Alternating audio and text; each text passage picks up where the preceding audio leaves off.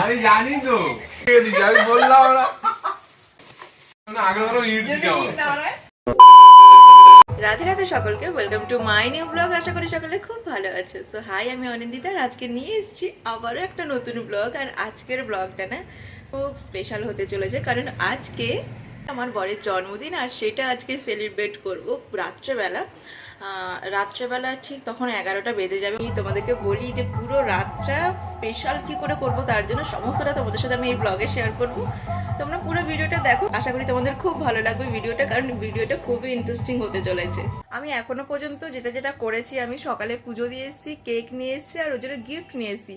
আমি আজকে দুটো স্পেশাল গিফট দিচ্ছি ওকে। আর গিফটগুলো আমি দেখাবো না তোমাদেরকে, গিফটগুলো ওই তোমাদেরকে দেখাবে যখন ওপেনিং করবে। তো আমি তোমাদেরকে ব্লগে দেখাবো যে কি কি গিফট দিয়েছে ওকে, আমি আর কীভাবে সেলিব্রেশন করছি। ভেবে তো অনেক রকম রেখেছি, কিন্তু কীরকম হবে আমি জানি না। তো রাত্রে একটা ছোট্ট করে সেলিব্রেশন করব আমরা নিজেদের মধ্যে। আর আর দেখি কি হয়, যা হবে তোমাদের সাথে সমস্তটা শেয়ার করবো। তাহলে তোমাদের সাথে আবার রাত্রেবেলা দেখা হচ্ছে।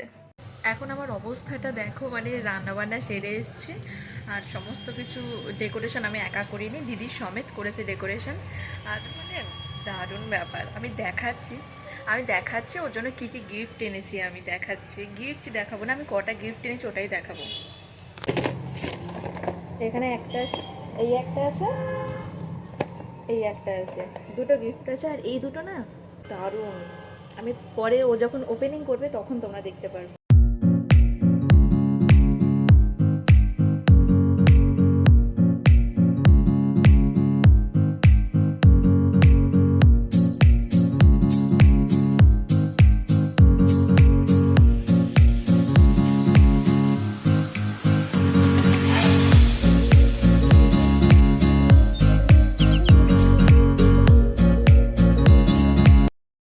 আমি না রেডি হয়ে গেছি, কিন্তু এখন রাত্রের প্রায় 11টা বাজে, আর এখনও সে দোকান থেকে আসেনি যে কেকটা কাটবে।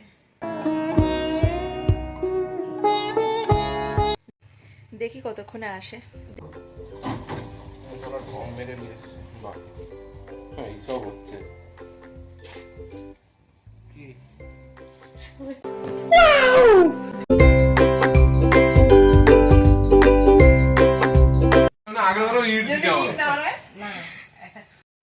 यही नहीं, अभी और सुनिए।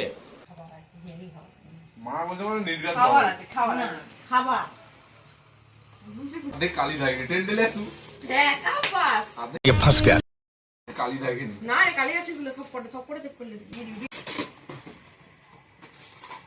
বললাম না, আমি বললাম না তরমুজ ঝুঁকি রেখে দিচ্ছি, আমি বললাম না।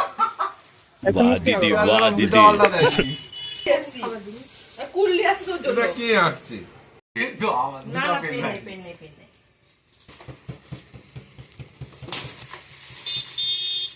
পয়সা তোমরা দাঁড়ি কাটিস না, এবার দাঁড়ির পয়সাটা আমাকে দিয়ে দিবি। এইটা একটা কাজের জিনিস দিলাম, আমার দাঁড়ি কাটা মেশিনটা বারবার ঘুরিয়ে হয়ে গেছে।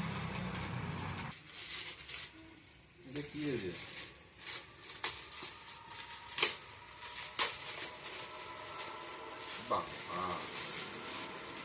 কোন কিনে আনছে? এটা তোমাকে দিয়েছিলাম তো। একই